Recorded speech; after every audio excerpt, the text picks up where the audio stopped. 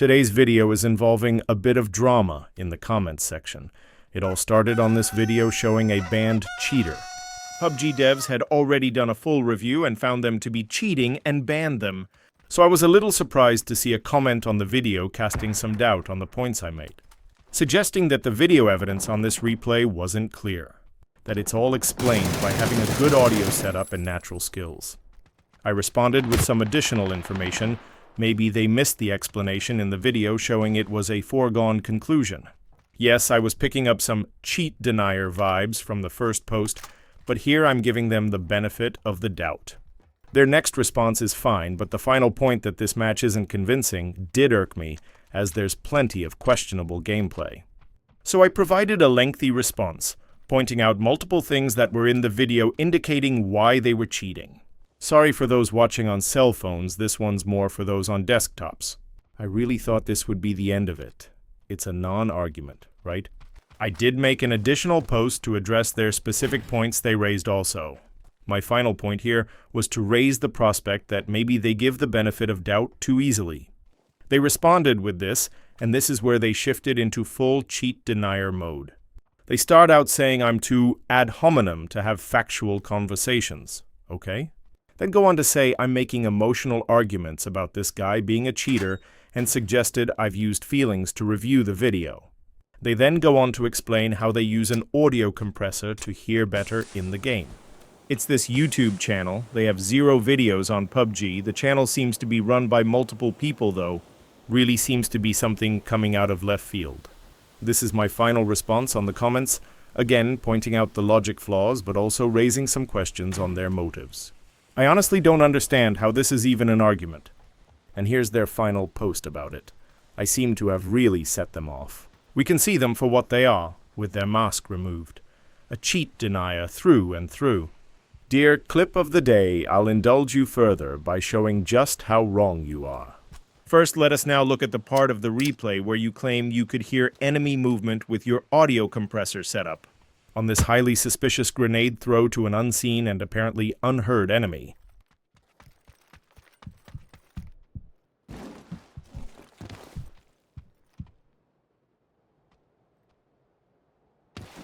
No footsteps were heard then.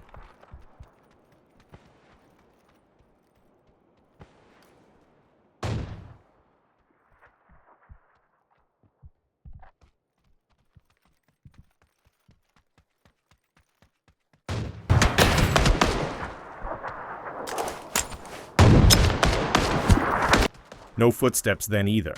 Here's why the audio compressor argument fails. You can't hear something if it's out of range. The game doesn't transmit sound from enemies that are too far away. Even when you have the best audio setup in the world, you can't hear those footsteps because this player is too far away. Let's go even one better. Let's look from the enemy perspective. Let's see how they were moving around. Here they are, on the edge of the circle before the grenade got thrown at them. They are on foot, they don't have a vehicle, and they've not been shooting at anything over here. There's no indication at all that there's a player here. Obviously, enemies should be wary of this area, though.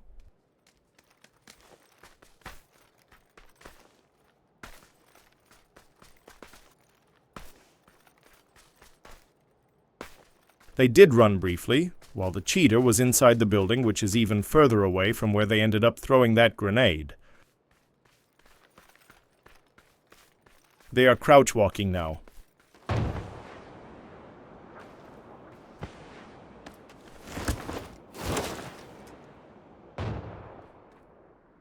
They are crouched and are barely moving.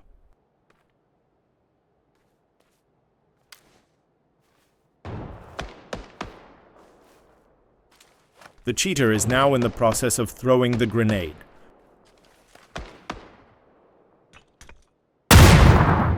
It was absolutely impossible to hear this player from that distance. The game simply didn't transmit the audio for 50+ meters to the guys in the building. It doesn't work like that.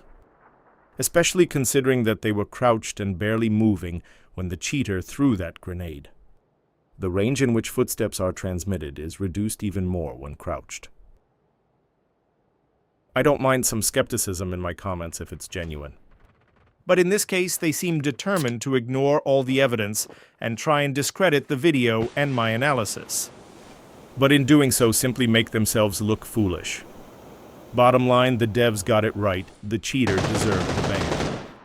The video evidence in this replay does show multiple examples of obvious cheating.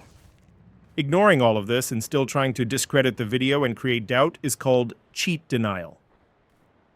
Cheat denial only helps those that cheat. I don't expect an apology or any admission that they were wrong despite being proven wrong.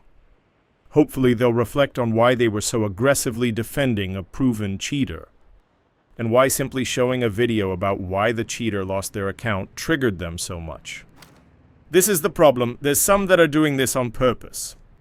They think everyone is stupid and are just crying cheater because they are bad at the game.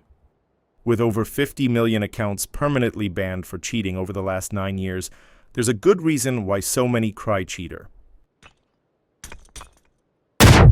If you enjoyed this video debunking this cheat denier, then please give the video a like. And consider subscribing to the channel to support it. Have you encountered cheat deniers like this? Tell me about it in the comments. Were they as cringe as this one? Thanks for watching.